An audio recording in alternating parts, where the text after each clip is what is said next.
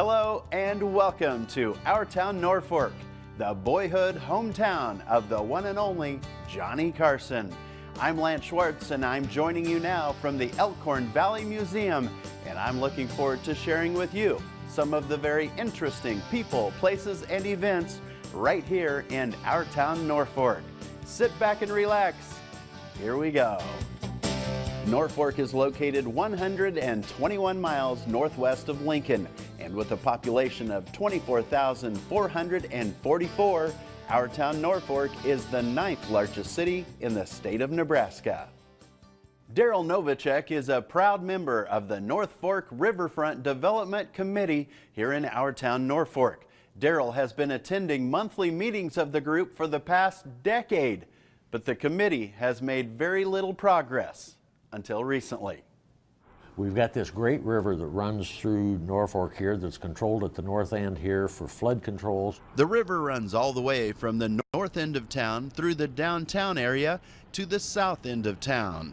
It's just a great natural resource that we have here that a lot of communities would love to have. The plan is to develop this downtown area of the river into something similar to what they have down in San Antonio. As we try to move forward and get young people to come to town, people love to recreate by walking, trails, hiking, whatever. Daryl Novacek is realistic that San Antonio is home to nearly 1.5 million people when he's comparing this project to the original Riverwalk in San Antonio. What we're doing is potentially get homes along there, dwellings along there, businesses along there.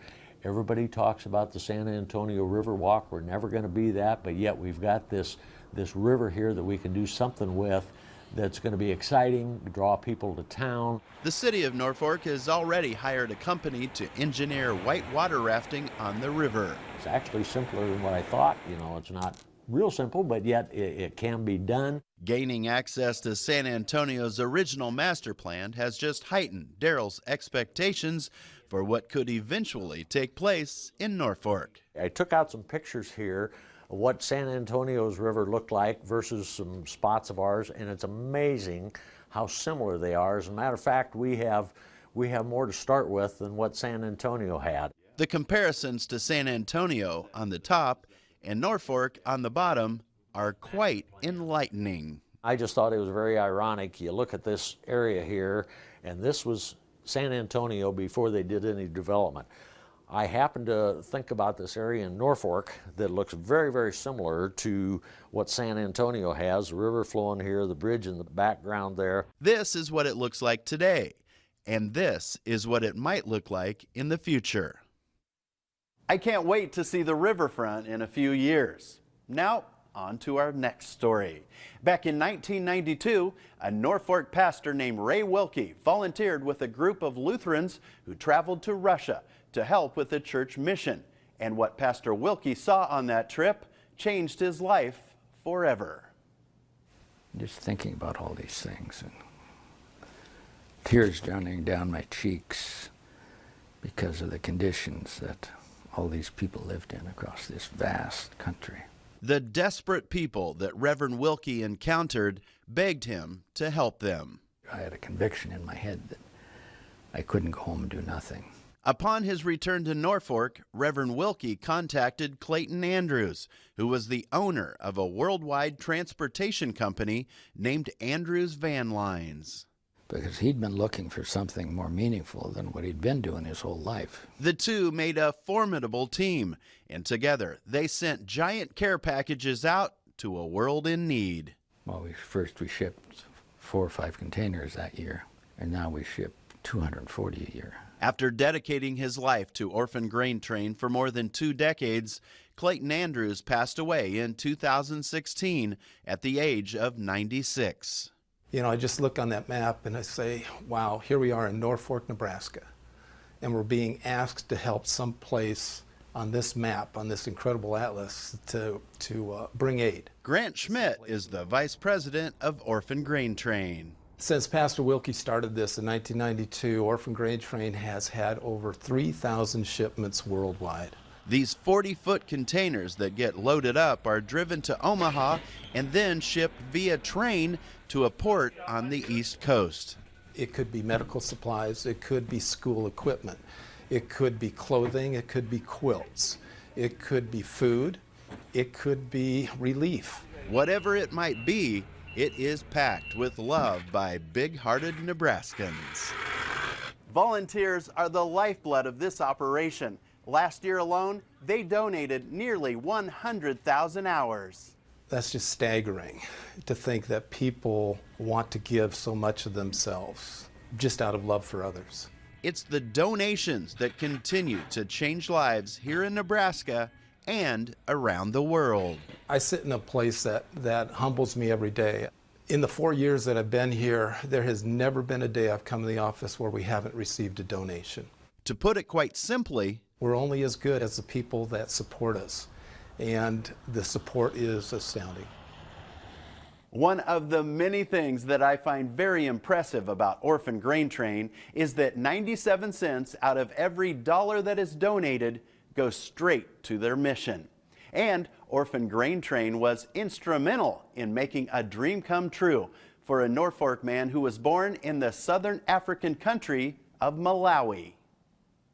After, getting my fair share of the education, I was looking at something that I could, give back to the country that I came from. In 2012, Dr. Joe Matika contacted Norfolk Public Schools to see if they would assist him in starting a college prep high school in Africa. So I went to Norfolk Public Schools. I'm like, they should be able to give me some, heads up or some, tricks how I can go about this. The Norfolk school system agreed to donate some used computers that were going to be thrown away. And there's so many things we take so much for granted in the United States, which are actually gold in other countries, and especially third world countries. It took a lot of time and persistence, but in 2015, Joe partnered with Norfolk's Orphan Grain Train to get his computers and school supplies shipped to Africa. God has opened a door that I never thought it would be opened. In the fall of 2015, Joe opened a school that he named Norfolk Schools in Malawi, and he's been raising the standard of education there ever since. There are so many impressive aspects of this story, but what might impress me the most is that through technology, Joe is able to run his school in South Africa from this very seat right here in Norfolk, Nebraska. Malawi is 9,000 miles away and 8 hours ahead of us here in the central time zone in America. So as school is getting underway in Africa, Joe starts communicating with the people running his school at midnight in Norfolk. This 54-year-old usually goes to sleep at about 2 in the morning. Then he wakes up at 6:30 a.m. to go to his full-time job where he's a new products manager. When God opens the door, no one can close it. Joe is giving young African students educational opportunities that they had never had before. And last year, 3 students graduated from Norfolk Schools in Malawi, and each of them are now in Norfolk taking classes at Northeast Community College. Congratulations. Wow, that's a thank you. Fantastic story. Thank you very much. I appreciate you sharing it with me. Thanks, Lance. Good stuff. That is one incredible man right there. Now to story number 4. Production of Nebraska Life magazine got started back in 1997 in Omaha, and it wasn't long before the magazine's headquarters moved to Hardington. And then in 2005, a Norfolk native named Chris Amundsen bought the magazine and moved the business to his hometown. Every day we hear from appreciative readers that thank us for producing the magazine. Alan Bartles has spent the majority of his life in the Cornhusker State and is now the assistant editor of Nebraska Life magazine. All the time we hear from people how the magazine is a nice escape from the bad news that happens every day that we hear about all around the world. Nebraska Life's just full of positive stories of Nebraska, and that's our philosophy. After more than 20 years in the magazine business, Nebraska Life has nearly 40,000 subscribers located in every state in America and in many countries around the world. As a lifelong Nebraskan, I'm really proud to travel Nebraska. I feel I represent the state when I'm out here wearing this shirt. It's my job, but it's also something I love. This 1989 graduate of Greeley, Nebraska High School has great memories from when he first started writing for Nebraska Life back in 2007. My first story, of course, was very important. One of my favorites. It was my first feature in the magazine and my first photos. And it was about the Lakeland Sod High School up there in Brown County. This was the only sod high school ever built specifically as a high school. A lot of the people that I run into know about the magazine, but they seem to be continually surprised about things that they haven't heard of before in Nebraska. A.J. Dom is the staff photographer for Nebraska Life magazine. I find that my favorite part of the job is to go and meet the people of Nebraska. I get to do a lot of fun things, but my favorite is to go and hear from the people and hear how much they enjoy the magazine and what it means to them and to their families. That's a train over by Ord, Nebraska. This colorful and glossy periodical continually reconfirms to its readers that there really is no place like Nebraska. We hear all the time how people throw the magazines into the car and use them as their guide on trips around Nebraska. Nebraska Life magazine, this is Cora. How can I help you? The magazine made a big deal out of celebrating their 20th anniversary in 2017. It's pretty important to us, all of us that work here give our heart and soul to this magazine. We love Nebraska just like our readers do, so celebrating 20 years was a big milestone for us, but we know there's a lot more years and a lot of great stories to come. Things went so smoothly with the magazine here in Nebraska that in 2012, publishers Chris and Angela Amundsen launched Colorado Life magazine. And coming up later this year, Utah Life magazine will be hitting the presses as well. Coming up here in our town, Norfolk, we'll find out just how popular the comedy festival has gotten.